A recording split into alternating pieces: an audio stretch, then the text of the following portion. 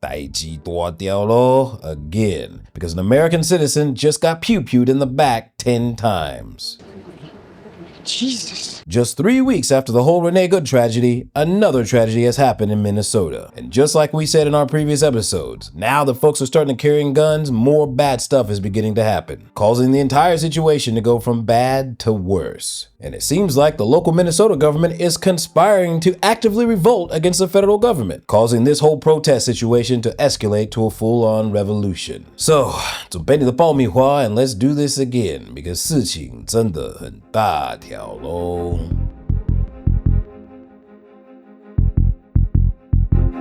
My name is Kyle, I'm Antifa, and there's so much rage in me that I've had to record this like 15 times trying to get the message out. It's time to suit up. Boots on the ground. Show up. Ready to go. Not talking about peaceful protests anymore. We're not talking about having polite conversations anymore. A little bit of a legal lesson here is that whenever you are on the ground wrestling and beating a federal agent, this is not freedom of speech.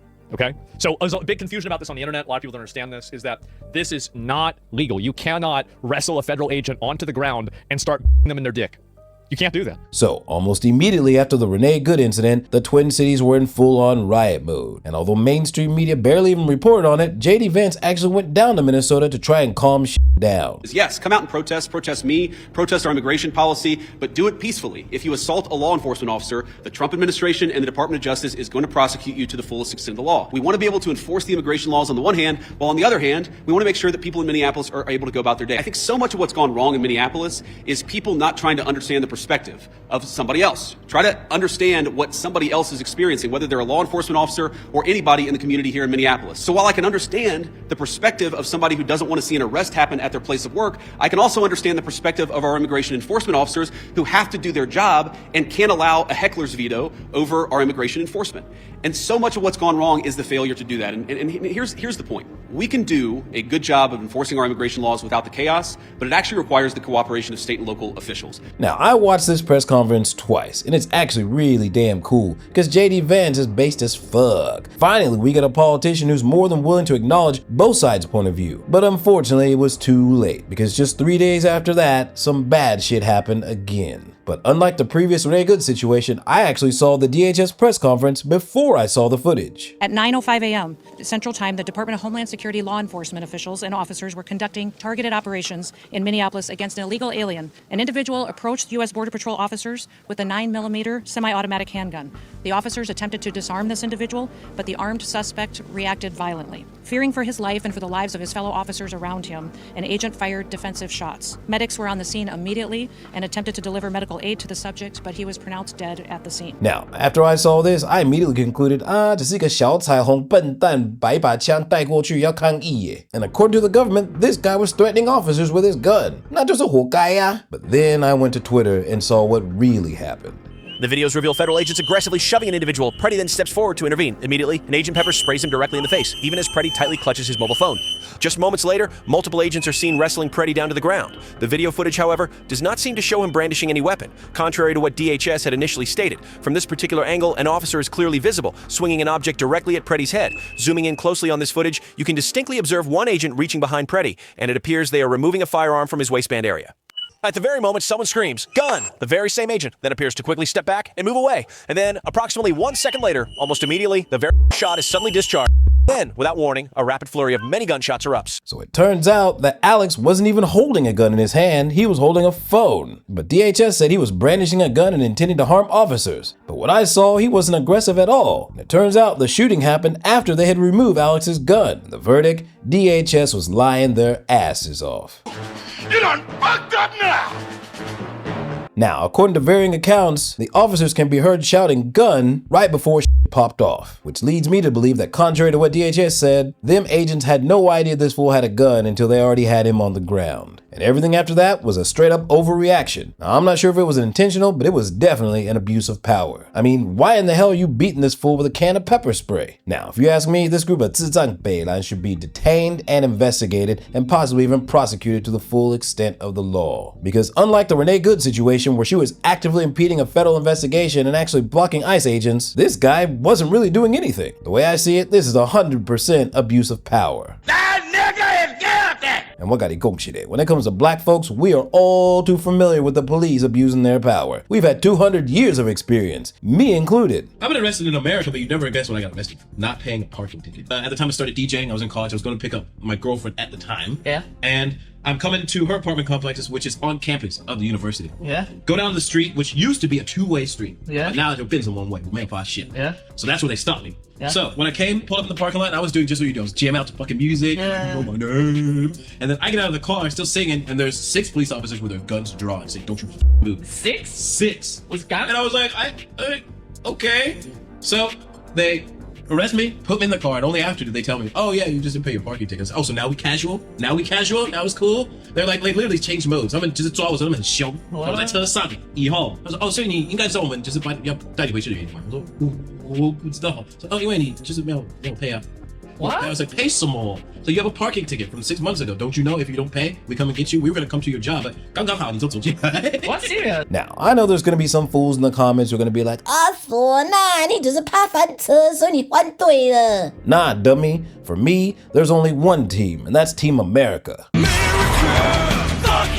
But fun fact, in America, police abuse of power is very common. That's why every black kid who grew up in America, myself included, has heard these words from their parents. If you encounter the police, comply, comply, comply. Do not give these pigs probable cause. And after I had guns pointed at me and got arrested for not paying a parking ticket, almost a month later, my ass was on a flight to Taiwan. Because in America, where we call cops pigs, in Taiwan, I call cops pigeons. Because they are peaceful as fuck, yo. He cared about people deeply.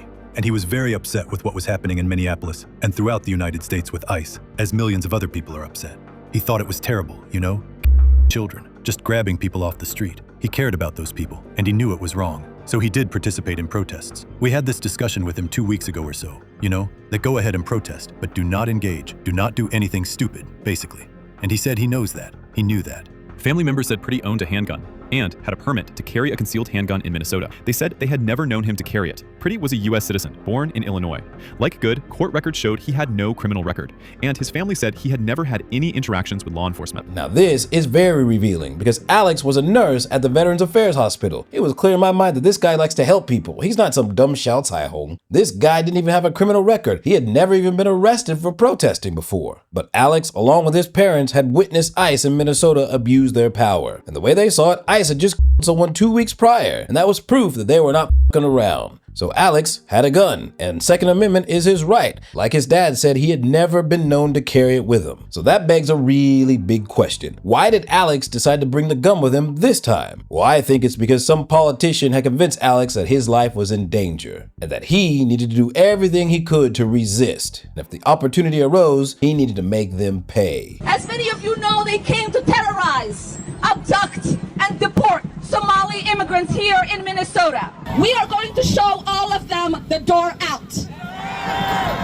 We are going to make sure that these people pay for what they have done to us.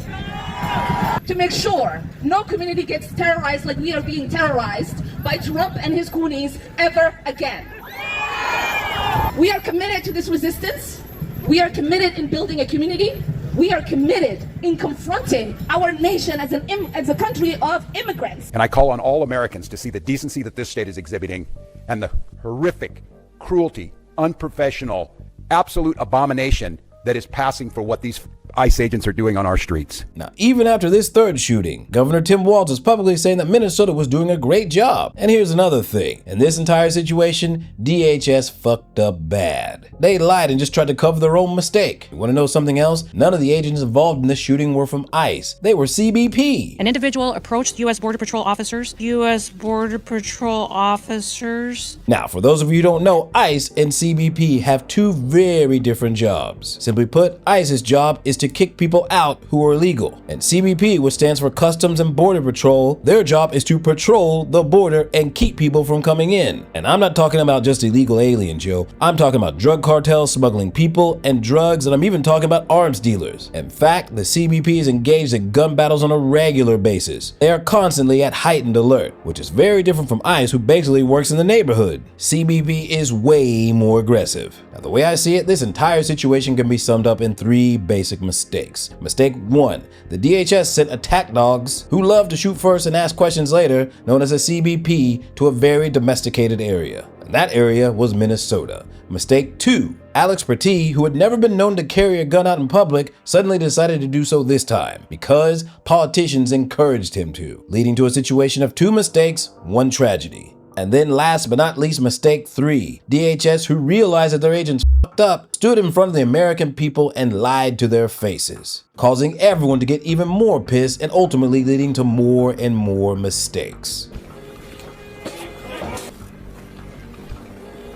I don't know what that was. They threw a brick to his head. Calling for help, federal officers were surrounded by a mob.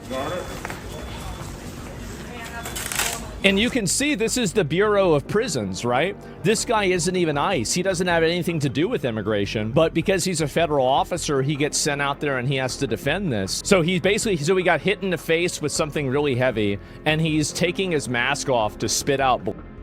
Oh my God. Guy's a fucking tank. That's my question for the press. Where is the local PD? He's right. Yeah, where's the police department? They're out there just totally destroying a building. He's there by himself. The St. Paul police turned around to let an anti-ICE mob storm a Hilton with agents.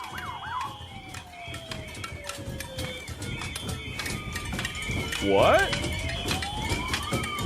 Now, of course, there are going to be some folks in the comments saying, Also, now you're playing both sides, you're just being 懒的因为你怕被翻车 well, kind of. 我不怕被翻车, but in this case, yes, both sides are wrong. Because this is actually what happened. Politicians and leadership on both sides f***ed up. The left-wing politicians created a hostile environment, encouraging locals to resist, and the right-wing politicians and officials labeled ordinary American citizens as terrorists, and then called in untrained attack dogs who shoot cartel for a living to come in and solve the problem. Both sides abuse their power. But you want to know what's even a bigger mistake than that going on right now? I've infiltrated a network of organizational signal chat groups that are operating all around the Minneapolis area. Their sole stated intention is to track down federal agents for the purpose of impeding, assaulting, and obstructing federal law enforcement officers. The city is divided into different areas, and each one has its own signal chat, or in some cases, several of them. To begin, let's take a look at a screen recording of all the members who are in the Southside group chat.